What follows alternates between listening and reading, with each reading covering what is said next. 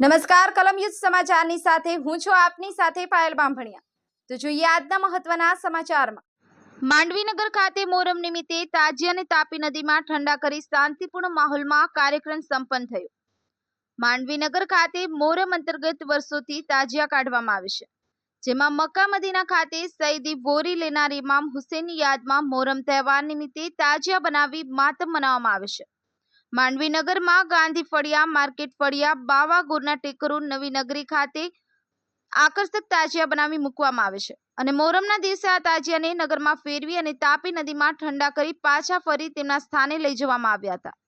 આ તાજિયા જુલુસમાં હિન્દુ મુસ્લિમ બંને કોમના બિરદદારો જોડાયા હતા, જેમાં મુસ્લિમ સમાજના યુવાનોએ કરતબ બતાવી હતી અને શરબત વેચવામાં આવ્યું હતું, જેમાં મુસ્લિમ સમાજના આગેવાન આસિફ બાવા, સમીર બાવા, સાઈન બાનુ, સાબિર કુરેશી, ઇમરાન કુરેશી, અસલમ કુરેશી, સાદબ મોમીન તેમજ મુસ્લિમ સમાજના બિરદદારો મોટી સંખ્યામાં જોડાયા હતા।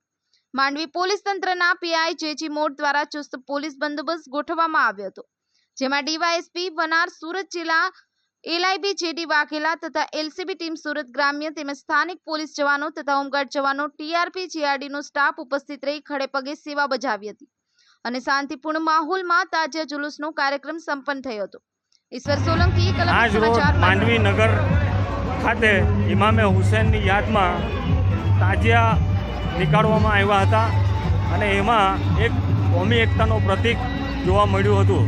અહીંયા કેટલાક છોકરાઓએ છબીલનો પ્રોગ્રામ કર્યો હતો અને બધાએ શરબત વિતરણનું પ્રોગ્રામ કર્યું હતું।